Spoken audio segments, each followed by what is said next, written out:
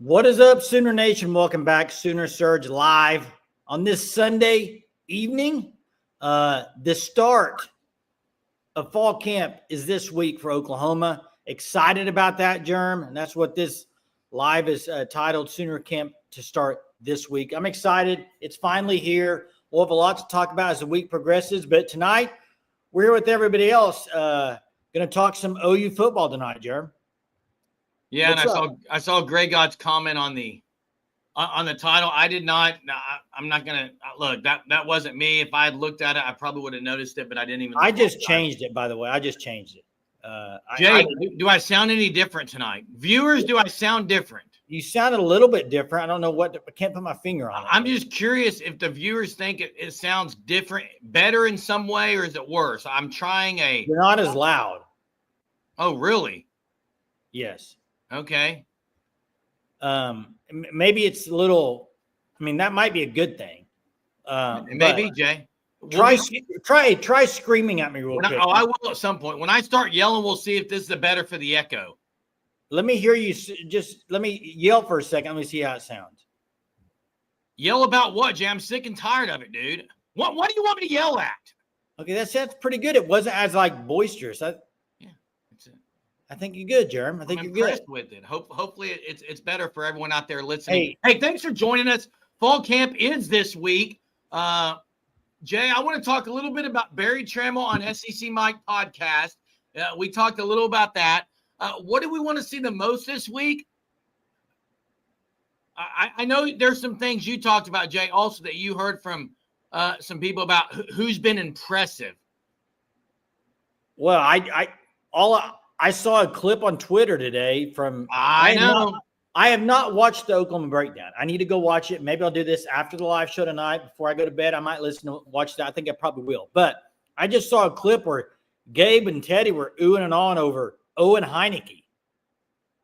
Now I need to go watch the whole clip. Maybe some of y'all saw it, but they were Gabe bought stock in Owen Heineke. Pretty much is what the clip was. My question to Gabe and Teddy would be this: where does he fit in, Jay? And here's the deal: if Owen Heineke is that impressive to where he's going to start, hold up. This is how rumors get started. No, let me finish what I was saying. Let me finish. Nope. Nobody said he was going to start. I didn't say that, Jay. You did say that. You just I said if he's impressive to where he's going to try to get a starting job, who's going to be left out? Because to me, I've got Lewis, McKenzie, Kendall Daniels going to play there some, Sammy O. You know what? I don't know, but I take that as a big deal for Oklahoma if he is performing well, because let's be flat out honest. Linebackers is a spot they need some depth at, Jerry. Oh, it's great to hear that Heineke's impressing. I agree. They need depth big time. Are you still worried about O-line? Says, are y'all still worried about the O-line? I would say this. It's definitely one of the spots or position groups that I'm eyeing the most, because I'm not sure exactly what it's going to look like. It was the weakest part of the team arguably last year.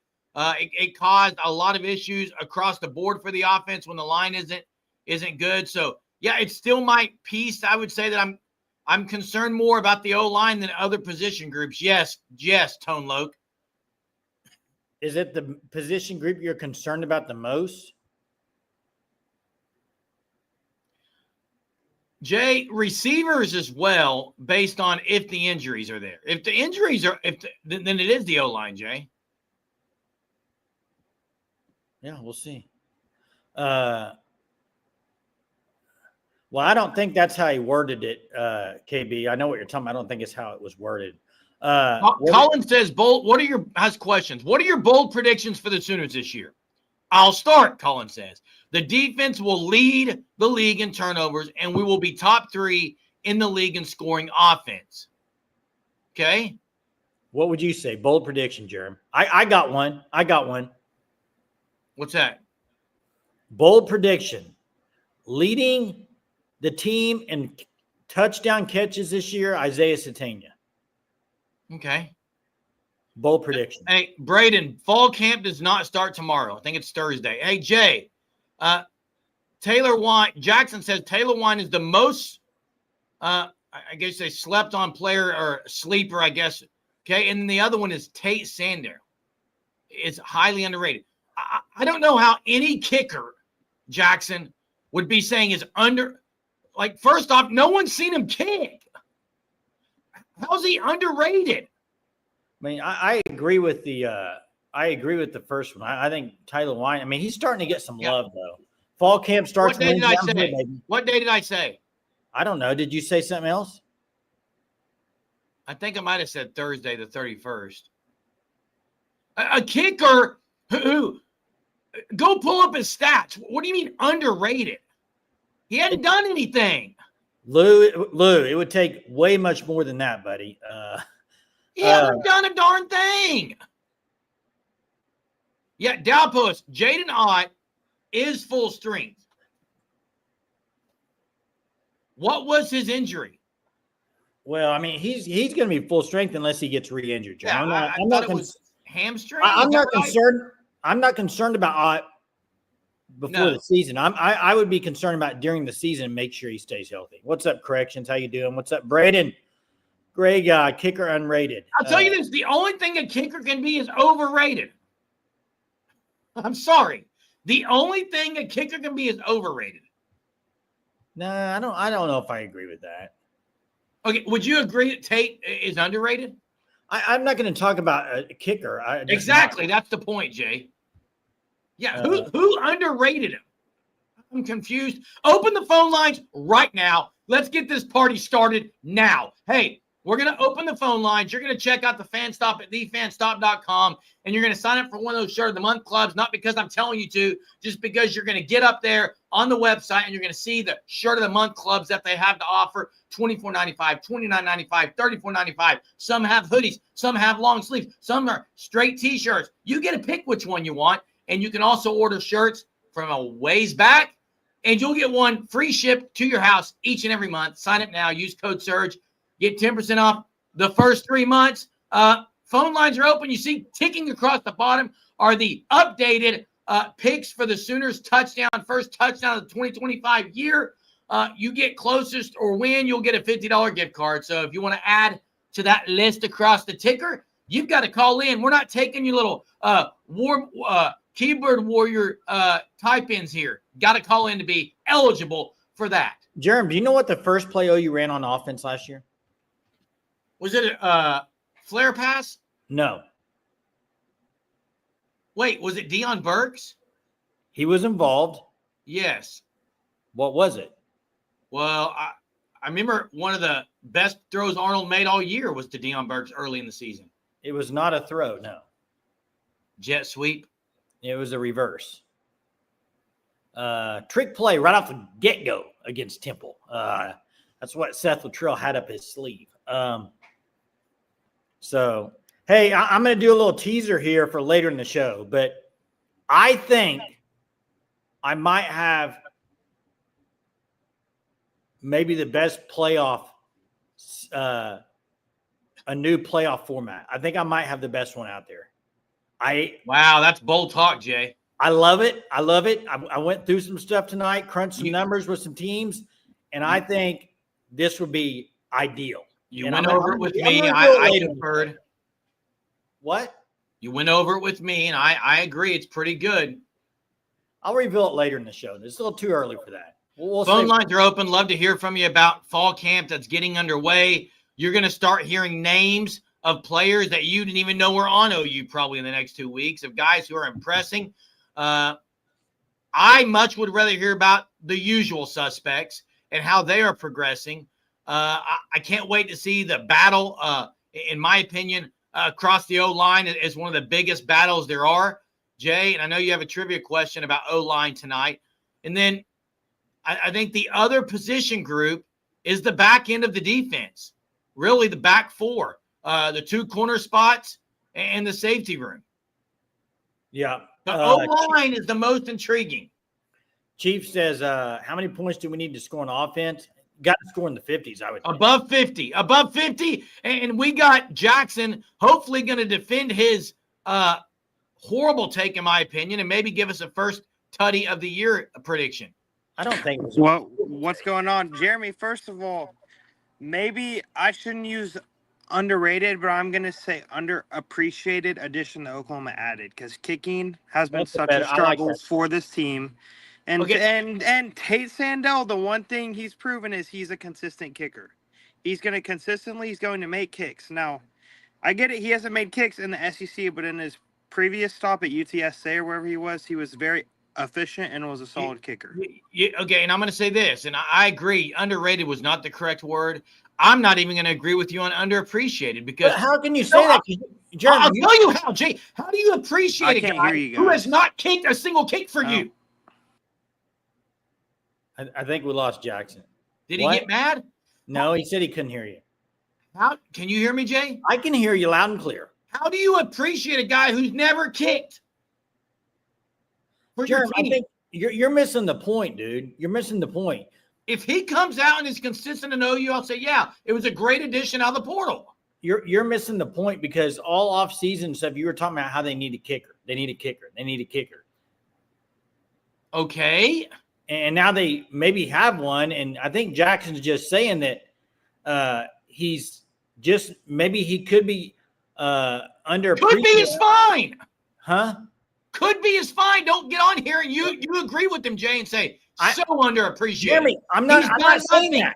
I'm not saying that. What I'm saying is I think they're going to need a good kicker in a lot of games this year. Is he even the starter? Jeremy, I don't know if it's going to be him or not. All I'm saying is they need a good kicker, Jerm. They need a good kicker. Duh! And the sky is blue. OU needs a good kicker. I'm saying, how are we going to sit here and say that he's underappreciated when he's not done anything at OU? Nothing. He's made as many kicks at OU as I have, and you have, and Jackson has. Jeremy, the question is, that's not the point. You're missing the point, as Jay said.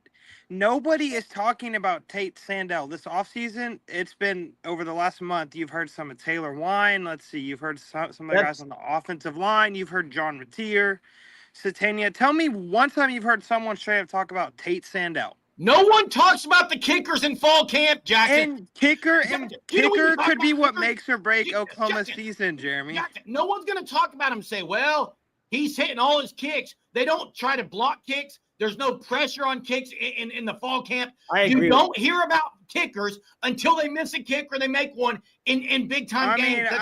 That's not true, Jeremy. You're going to be able – you will, at a point here, who is going to be the starting kicker? Because if somebody's going to emerge quickly, that's going to become very evident very quick. Am I wrong about that, Jeremy? About what? Somebody will emerge as the starter very quick in fall camp as kicker. It better be Sandell if he's underappreciated. Yes, and I'm saying nobody is talking about him. That's my point. Kicker is so important to a football team. Kicker, I agree with you. Thank you, D-Mora. No one talks about kickers, Jackson. What world That's are you my in? point, Jeremy. Nobody's talking about him. That's why I'm saying he's underappreciated. No, he's normal. They don't talk about kickers. Dude, you are completely missing my point. I think y'all are on a different page here. All right. You got a prediction for first touchdown of the year? First touchdown of the season. What have the team or the players that have been said so far? I see at the bottom. I'm not going through it. It's rolling across the screen on the ticker. You know what's underappreciated? What's underappreciated is the kicker. The ticker across the bottom is vastly underappreciated. Vastly underappreciated. I am going to go with John Mateer on an 8-yard run for a touchdown. There we go. John Mateer, 8-yard run. I'll add it. Yeah. Thanks, Jackson. Appreciate it. See you guys. See you, man. Germ is fired up tonight, boys and girls. I don't know if it's a new mic. I don't know what it is. And this is a true statement. And I agree with Jeremy on this. He said this too. You really don't hear about kickers in the offseason until they start missing kicks in practice or they miss them in a game. Then you start hearing about it. That's all my point is, Jay. Solid pick, Dalpo says. Fired up, Jeremy. Fired up, and fall camp is here. It is here this week, man. Hey, what do you – I don't want to talk a whole lot about this, but the Deion Sanders press conference tomorrow, what do you think's going to come of that?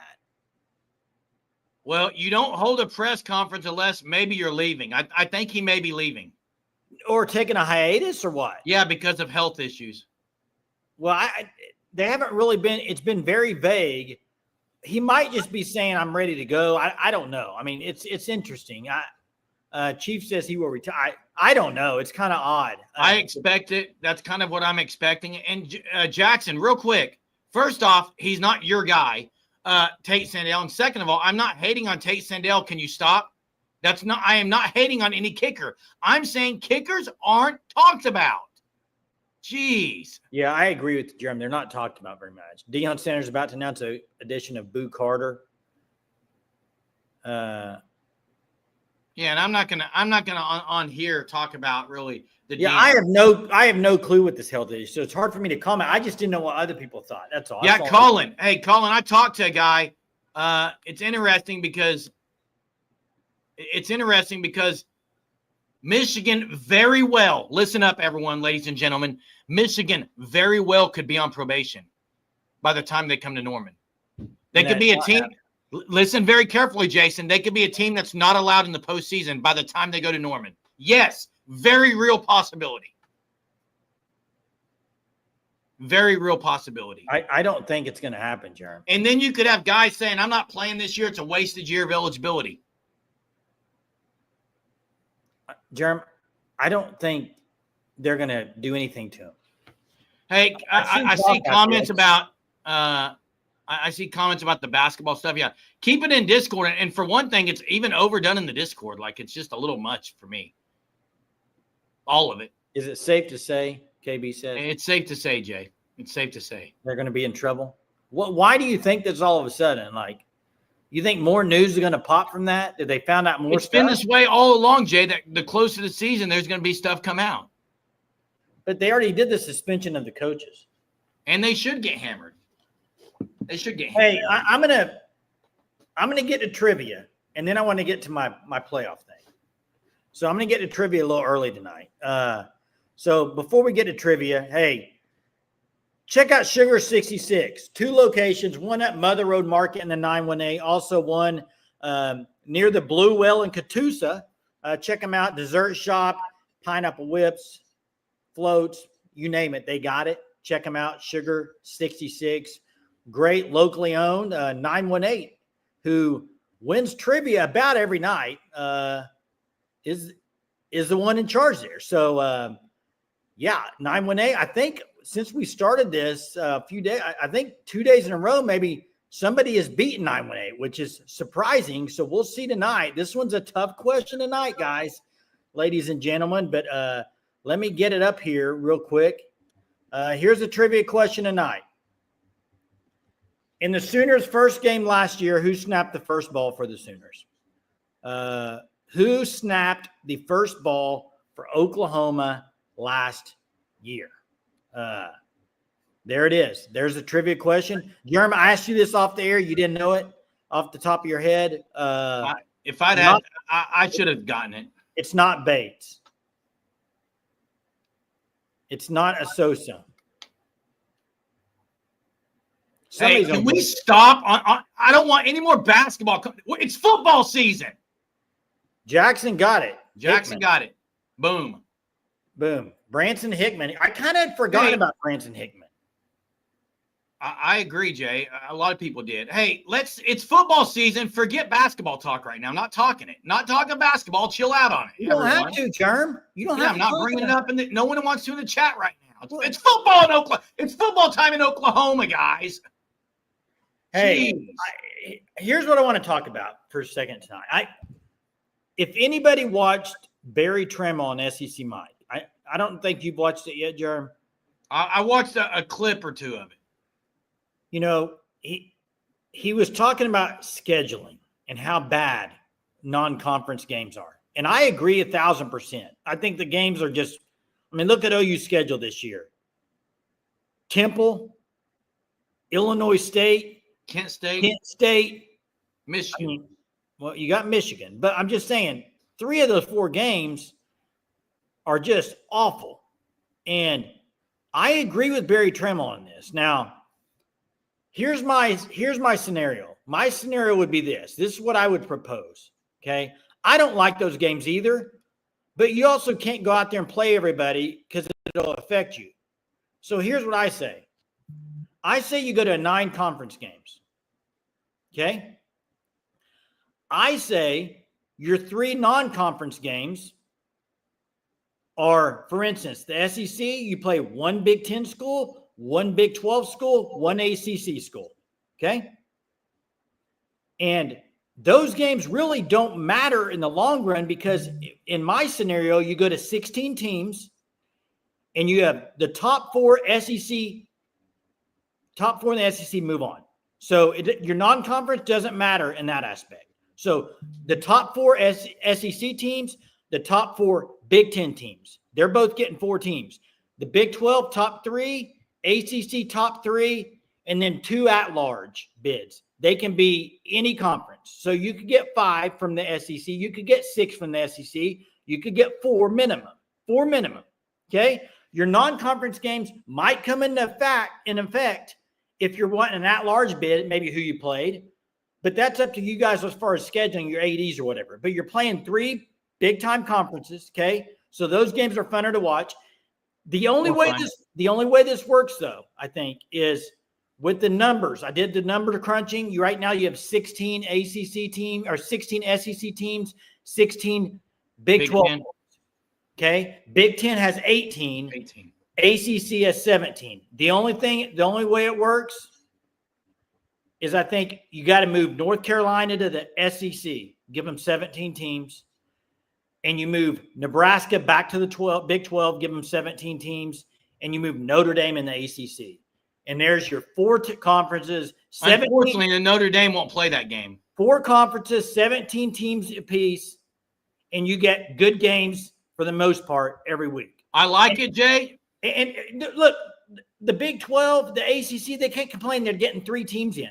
Yeah, I like it, Jay. The SEC, Big 10, you're getting at least 4 in. That's more than you're getting now. You might get 5 or 6, depending on how good your conference is. Go ahead and pitch it, Jay, to the NCAA playoff committee. I dare you. Hey, the thing is, your non-conference games, it's like high school football, Germ. I remember when Broken Arrow would go play, they're not in the same conference. They'd go play Union. They'd go play whoever. It didn't matter because all that mattered was your district. Same thing in this scenario. If you finish in the conference top 4, you're moving on. Yeah. And so those other games are like good tests, but they don't affect you as much. I don't know. It probably I like it, Jay. I like it. Curious what everyone's thoughts are on it. Hey, Dalpos, there is usually some kind of scandal right before the season. Hopefully not this year, though. Colin had a hot take, which I disagree with, and I'll tell you why, Colin. If Kendall Dolby is the best player on OU's defense coming off that injury, then I think R. Mason Thomas doesn't have the year he is expecting to. And there's a lot of guys that wouldn't have the year we expect them to. I can honestly say I don't want Kendall Dolby to be the best player on the defense. If he is, I don't think that bodes well for OU. Now, I think he can be one of the guys, but to be the best, that means R. Mason Thomas not the best, and David Stone maybe not have as great a year. Platoon 20 on the line. What's up? Hey, guys. Jay, I like your idea. I think it's hard to get people to move conferences the way we want to. I agree with that shit. But even if we can't get them to move conferences, right now it's terrible. It's the worst of all worlds. It's like all these joke games that are terrible matchups, and OU's just as bad at it. I mean, at least, as much as I like to rag on Texas, they did agree to schedule Ohio State, which they didn't have to do that. So that's good. Right. So I agree with your plan. I like it. There's so many moving pieces here.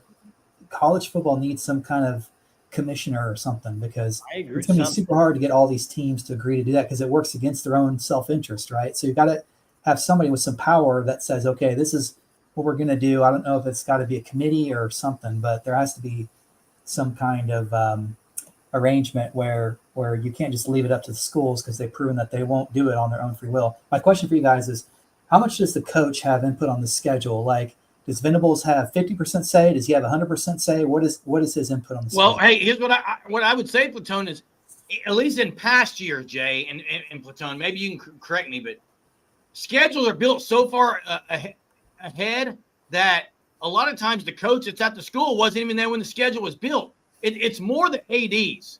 Now, if they could go to where you're building a schedule for next year, the year before, possibly that could work. But they've just been built in advance. And I like the idea of coaches and ADs coming together and say, hey, we want to play Penn State out of the Big Ten next year. Because especially if you go to that point that somewhat D. Moore made, Jay, your idea would be solely based on conference record. Unless it came down to an at-large, they would take who you played into consideration in non-con. But right, exactly. That's why Jay's plan is good, because if it's all super narrow edges at the top and your average foul shooter, that's when the out of conference schedule should make a big difference. So correct. By Texas, let's say Texas loses a few games this year and they don't win the SEC or anything, but they're like kind of on that bubble right on the edge. Playing Ohio State should get them in because of that. I know their other games at OSU are not very good, but at least they stepped up to play one. And you don't have to play all elite teams. I'm not saying that. I'm just saying you can't, like, these teams that have no chance. You got to play a team that at least has somewhat even a minuscule chance to beat you. You can't play a team that has right. no chance to compete against you at all. That's just not. It's not very fun. I just don't like to see that. I don't either. I mean, what is Illinois State going to tell anybody about Oklahoma? Right. It doesn't. It builds false confidence, because even if we beat them by 60, it has absolutely zero to do with when we get into the meat of the SEC schedule. I mean, yeah, if we play bad, it means we're probably not going to do good at SEC. But even if we beat them, you can't really put any stock in it, because it's not even the same universe as what an SEC schedule is going to give you. So I don't know. We need to do something. It's just too many teams, and it's rare that you see a big matchup like Texas Ohio State. That doesn't happen very often. We get a few here and there, but we need more. I mean, plus if we generate more money, I mean, it's got to be good for the schools too to get more money. Yes, there's a chance they could lose, but like you said, Jay, it doesn't matter if you're talking about the conference schedules; those are set anyway. So anyway, yeah. Thanks, Platone. Good Appreciate stuff. it. Hey, one thing, real quick. One thing. Go ahead. I saw Mess talking about Big 12, and look, this thing I talked about, it could be adjusted. You could go 5 SEC teams, 5 Big 10 teams, and just go 2 from the Big 12 and 2 from the ACC, and then do it large. I'm fine with that. I'm fine with that. But it doesn't matter, because if 4 SEC schools are going, it doesn't matter if it's a tougher schedule. They're going to be better for it in the long run. And Jay, as a fan, I would say that I have grown as a fan, matured as a fan. Now, I may not be mature, but I've matured as a fan. And what I mean by that is, when I was a 12-year-old kid, 14-year-old kid, and I was watching OU, I used to love non-con. I used to love beating people 60-3. I would watch every minute of the game and say, this is awesome. This team is unbelievable. As I mature as a fan, Jay, I want to play the big-time teams. I would rather pay money to go watch a big-time game against a big-time opponent and lose than to go watch a blowout that OU wins. And that may sound really bad, but I would. And that's probably where I'm coming from with this thing I threw out there, is the fact it's a fan thing. Like, I don't like – I mean, I know they're going to win those games, but when you play like Temple, it's just like when you wake up on college game day and OU's playing Temple, just doesn't hit the same as Michigan, man. I do like the at Philly. I like the at Philly part. No, I understand. Now, Jimmy says he still likes a good blowout. But I'm with Barry Trim on this. And I don't know how you fix it. I understand the small schools get paid a lot of money to come play these schools. I understand it. But I just think you could do a 16-team playoff. And you know what that also does, by the way? That forces Notre Dame to join a conference. Well, I'm all for that happening. You know my thoughts on that. I don't need to rant on that tonight. Hey, again, phone lines are open. Courtesy of the FanStop, thefanstop.com. Sign up for that Shirt of the Month club before this season gets here, and use code SURGE to get 10% off your first 3 months. Great stuff, great people. Thefanstop.com. Choose the package that you like best, and free shipping. Can't beat that. Jay, outside of the Owen Heineke talk, you heard a couple. You mentioned that earlier. Jackson mentioned Keontae Lewis being underrated. We'll see. Arbuckle himself really spoke to 3 receivers. It was Zion Kearney is who he's just really, really talking a lot about in Satania. Zion Kearney is not a scat back, guys. Zion Kearney is 6'2", 215. He's a big receiver. I'm trying to think of a guy who's that's probably about the same size as a Travis Wilson. No, Kenny Stills is probably 6'3", a little taller, but could be around a Kenny Stills type, Jay. I don't think was Stills 6'3", Jeremy. I don't believe so. Let me look. Maybe I'm wrong on that. Would you guys travel to a Europe destination to play a cupcake like Michigan is playing Western Michigan? No, I would not. I don't get it, to be honest with you. Now, I wouldn't even get it. I don't know. I think it's a little different. And I saw somebody on here the other night talking about this, saying, well, there's a lot of more foreign-born players that are coming over to play college. I get it. But this isn't like NBA or NFL where you're getting littered with foreign players in the sport. There's not that many. And I don't think you're not like NFL goes there. They may eventually want to do a London team. Yeah. Like college, you're never doing that in college. So I don't see a benefit. To clarify, yeah, Kenny Stills was 6 foot on some sites, 6'1" on others. I just looked up. 6 foot is what I saw. CD Lamb was 6'2". I didn't need you to look it up. CD Lamb was 6'2" and only about 198 to 201. So, yeah, and I understand. I know Zion Reagans is a scat back, and Zion Reagans is only going to play one position this year, bench. Okay? He's going to play left bench. He's going to play left bench and right bench. That's where Reagans is going to play, in my opinion. Big Jay 12 is boring. I don't think I mean, Mississippi Someone earlier asked about OU's viewpoint on the former player at OU, Sharon Moore, the head coach for Michigan. Jay, I'll be flat out honest with you. In my opinion, I don't think, and it's not because he's the head coach at Michigan. Don't take this the wrong way. I don't think a lot of OU fans have that great of a connection for him. Well, there's The some. guy was only here a year. There's some that do. Wasn't he only here a year? I don't know, Jeremy. He was at OU like 1 year. Who else was at OU a year? I'm pretty sure. Caleb Williams. I'll go look it up. He was not at OU very long. I know that. Caleb Williams. Yeah, people don't like him, do they, Jay? No. I've heard rumors that they're starting to maybe do some things next year, but I don't know. Hertz was there a year, yeah. Didn't even know. A lot of people didn't even know who he was at OU. Like, it's the OU connection. Like, when he comes to Norman, it's not going to be like, oh, my former Sooner. That's not even going to be talked about. It's a blue blood coming into a blue blood stadium for a big-time game with players on both sides in the trenches that are SEC built, that are cream of the crop, top-notch talents in the trenches. That's what that game's going to give us, period. Anthony says probably not going to happen. What if the fourth team goes 7-4? Well, they'd still go, Anthony. They're going no matter what. See, I'm doing it kind of like NFL. Sometimes NFL, yes. NFL 10-8, 10-6 in the NFL. Sometimes the Cowboy division, Dallas Cowboys, it stinks, and you're like, man, how are they getting 3 teams in or whatever? It just depends. You also have that in the NFL where maybe the NFC North stinks, and everyone's like, and that team wins the conference, and then they get a better seed than a wild card team that's way better. It's how it works, though.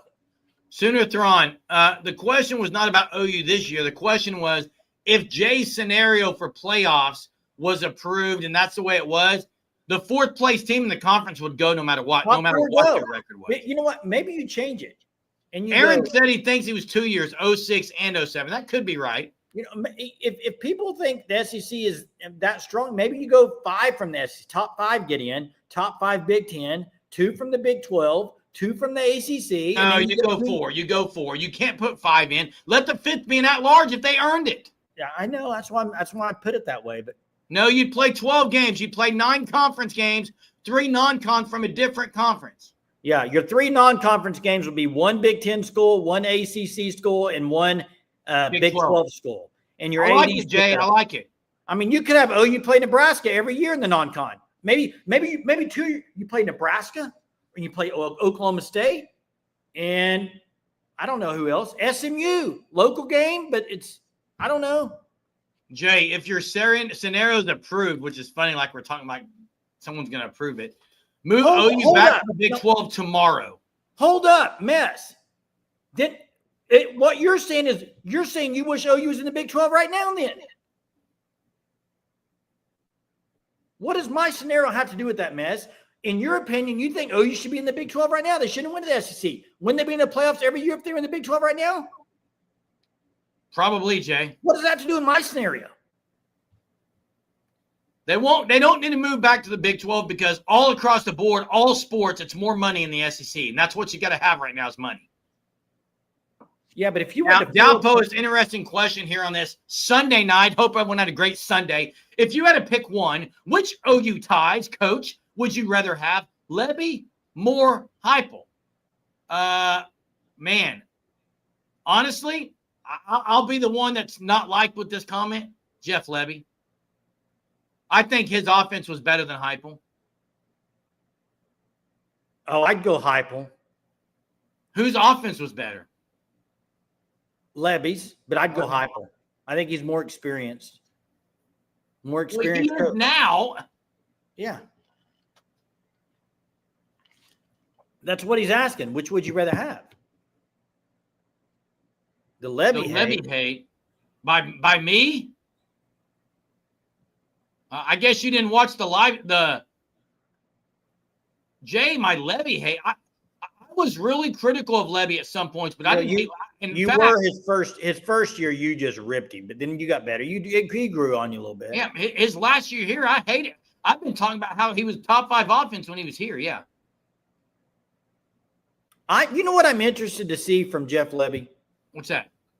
I want to see how good he is at actual developing of a quarterback that he has on his campus for a while. I mean, I know DG played under him, but I mean that guy at Matt Corral. I think Lane had a lot to do with his stuff there.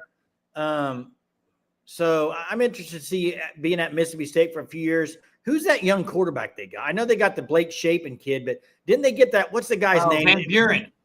Van Buren, yeah. True freshman Van Buren. Yeah, hey, my complaint on Lebby a lot, and look, I'm just going to – I call it like it is. This is a podcast that tells it like it is. Yeah, I'm going to have some strong opinions on things, and one of my issues with Lebby was all years, even when play calling was bad, every time in the postgame presser, he would say, that's on me. We just got to be better. It's got to be better. Like, it was very – yeah, he should have stayed in OC somewhere. Oh, Van Buren left already. I forgot about that. It's Shapen, yeah. Van Buren was the guy you're talking about, though. Yes. I cannot believe that they let him go. Hey, a couple of things. I want to remind me to get something about LSU in a minute, but I got to say kind of if I can remember what I was going to say.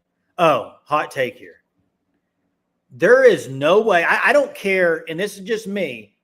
If I was an OC at you name the school, OU, Texas, Ohio State, any of the big time, quote, big time schools, right?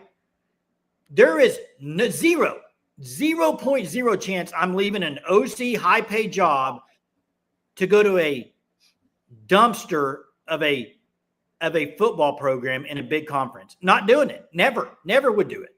They would have to run me out of that program.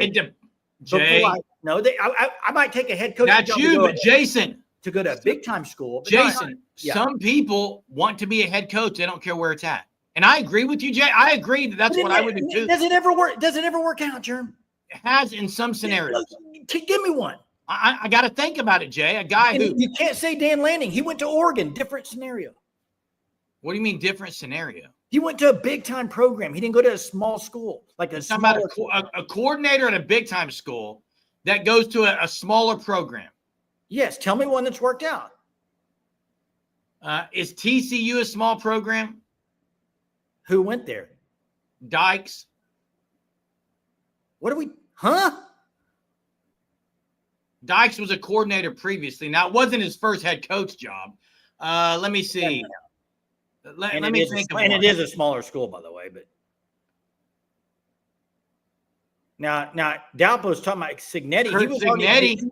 He was a head coach at James Madison. He went from a head coach. Was it James Madison? Yeah, he went from a head coach. And that's the thing Ben says. You're getting $4 to $5 million a year in an SEC job. Why wouldn't you take it? Smart decision by Lebby, money-wise. I don't think it never helps your career, though. But it helps a bank account and the family affair. That's not my argument. I'm just asking. See, he went SMU. He went from SMU. That's what I said. He was a head coach. I'm trying to. Maybe somebody can come up with one. I don't know. We'll get one. What about? Well, now Lincoln Riley was OC. He transitioned to OU as OC, so it doesn't count. Doesn't count. And it's a big time program. Doesn't count. But that's kind of hard to do because, Jay, small programs that don't win much, that's kind of who they are every year. That's what I'm saying. Where did Vandy's coach come from?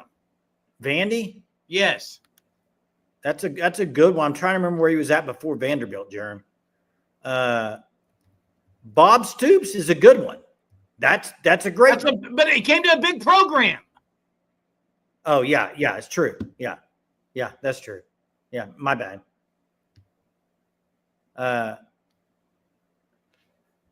Let's focus on OU football. Levy kind of sucks.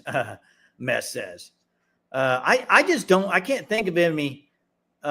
No, he's been a head coach before. It doesn't count. I'm talking about somebody that's never been a head coach. It's Clark Lee. Clark Lee's your answer. Clark Lee. He's only. I just looked it up. Wills and Levers beat me to it, but I just looked it up. He was the DC at Notre Dame. Okay, but there's a caveat there, Jerm. What? That's his alma mater, isn't it? Yeah, but that wasn't. You can't have all these asterisks. He went to a smaller school and is winning. We'll see if it works out. I mean, we'll see. Well, it already has. Well, did you see the blue chip ratio that I put on Discord the other day? He beat Bama last year, Jay. I'd say he's happy where he's at. Yeah, I think they're going to fall off this year. Now, Butch Jones, when he went to Tennessee, Mark says, where did he come from before he went to Tennessee? That'd be a good one. Now, Mez is right. Josh Heupel, UCF to Tennessee, but he was a head coach at UCF, Mez. We're talking coordinator to head coach. Heupel was a head coach at UCF, so it already went. Now, Scott Frost went. Now, there's your answer. There it is right there. Jay, where was Scott Frost before he went to UCF to become the head coach? That's the answer. UCF to Tennessee. Daniel said Butch was at Cincinnati. Scott Frost, before he went to UCF as the head coach, where was he? Because he was dominant, Jay, at a small school. Dominant. I mean, they were good. UCF went undefeated, had an argument to win championship. I understand that. Yeah, he was at Oregon. I think he was at Oregon.